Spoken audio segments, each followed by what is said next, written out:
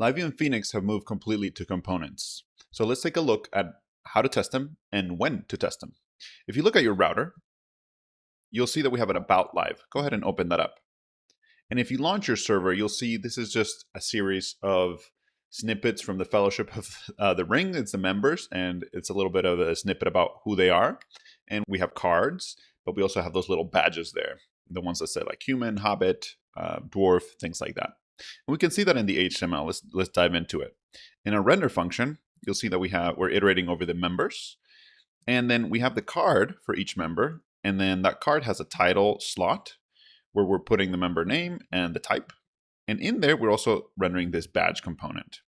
And the rest is just the description. So if we go to the mount, you'll see that this has the list of Fellowship characters. We're just defining sort of a hard-coded list here with their names, their types, and descriptions. And that's basically it. Some of the magic here happens in the About components. Let's go ahead and open that up. This is a Phoenix component, and it has two components defined in it. We have the badge that we saw, and then we also have the card. The badge component takes a type that can be one of these possible values, and it's required. And then it just renders that both as a text.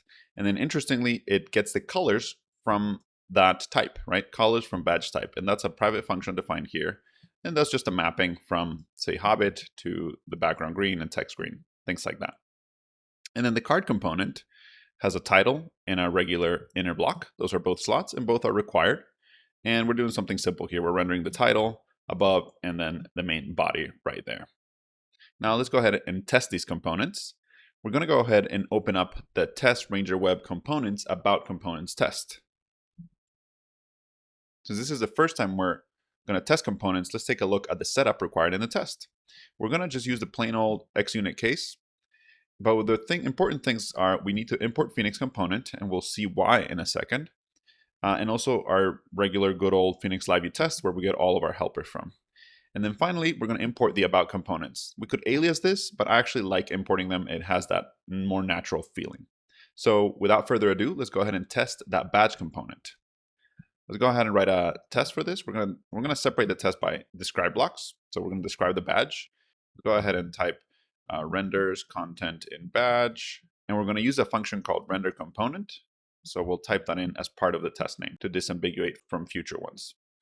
All right, so what we're going to do is we're going to render this component like this. Render component comes from Phoenix LiveViewTest, and it's actually used for rendering function components as well as live components. In this case, we're only talking about function components. We'll take a look at live components elsewhere. So here, what we want to do is we want to pass the capture version of the function. So in this case, we're going to test our badge, and it takes one argument, and we're going to pass in the assigns here, type, and let's say Hobbit. Excellent.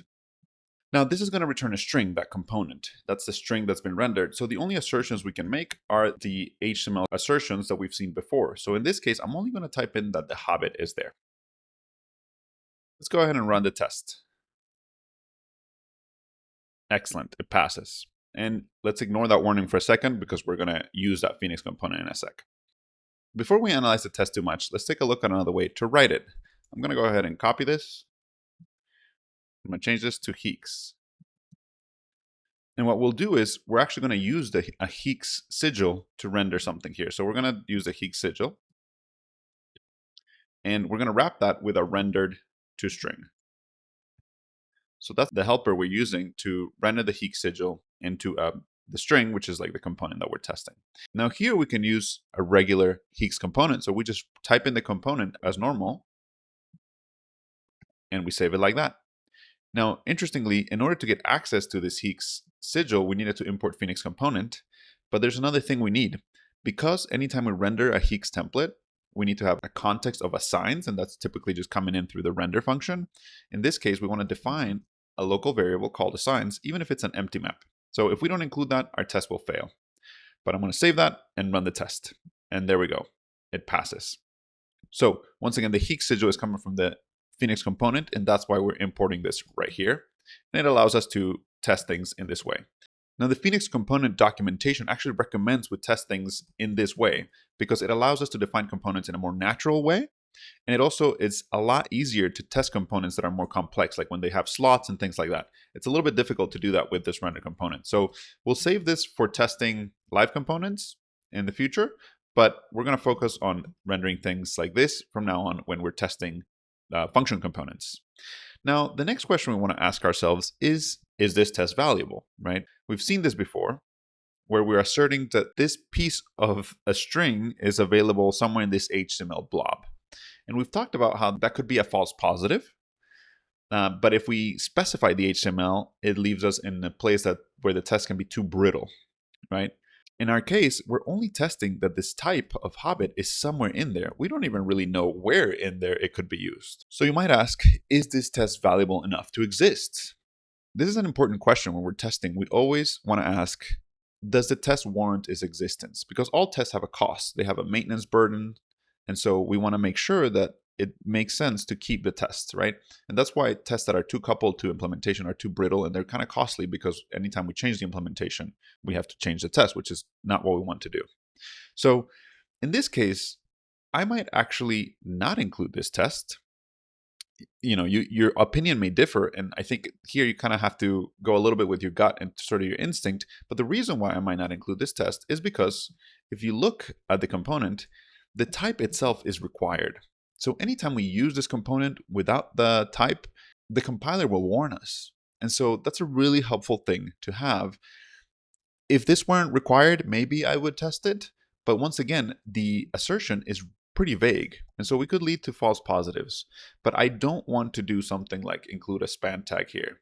I think that is the worst of all worlds in our case, because that couples our test to the implementation. That's really not what we want to do. So rather than do that, I would rather leave the test like this.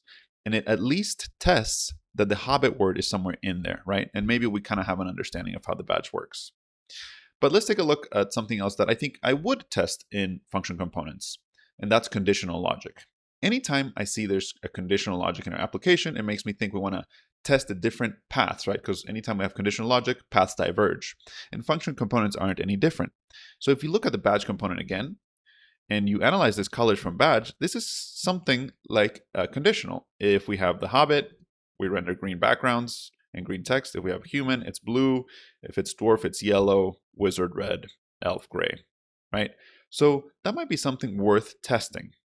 Let's go ahead and write a test to see how I might approach that. I'll go ahead and say that renders green badge for hobbits. I'm going to go ahead and copy this. The setup is pretty similar. The only thing we're going to change is the assertion. And here, what I'm going to assert is that this renders BG green. I'm going to go ahead and run this test.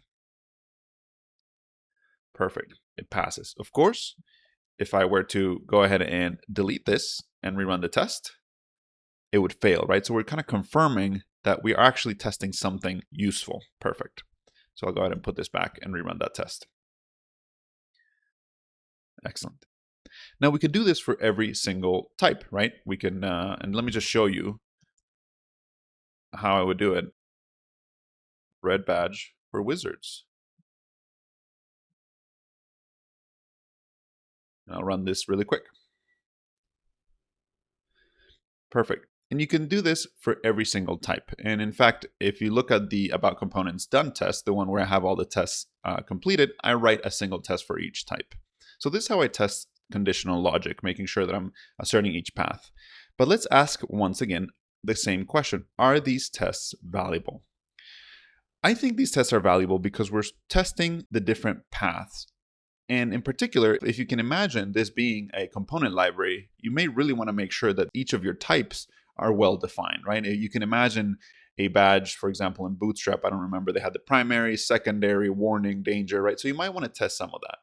Now, what about our assertions? Are they helpful enough? You might notice that here, I'm not testing the specific color. That may be something you want to do, but I think that gets too much into the details.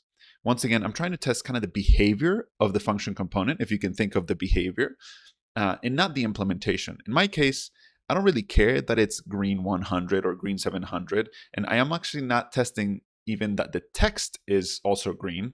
All I'm saying is I want to make sure that this has some green around it. In this case, I'm really interested in the background, so that's why I'm testing BG green, right? The same thing with this one. I'm just testing the background is red. And so it's a test that gives me enough confidence that we've hit those conditional paths without really coupling my test to the HTML. Now, again, you may disagree with me and think these tests aren't valuable. And I wouldn't fault you for that because a lot of this is just HTML that we're rendering. But when we have conditional logic, I like to try to test the different paths in one way or another. In this case, I think this is a pretty decent test that is specific enough to the behavior, but also decoupled from the HTML. So whatever you decide, I suggest that you always ask the question, is my test testing the behavior of my function, my module, my component, or is it testing the implementation? Because we don't want to test the implementation. That's when we couple our tests to the implementation and makes them brittle. We just want to test the behavior of our code.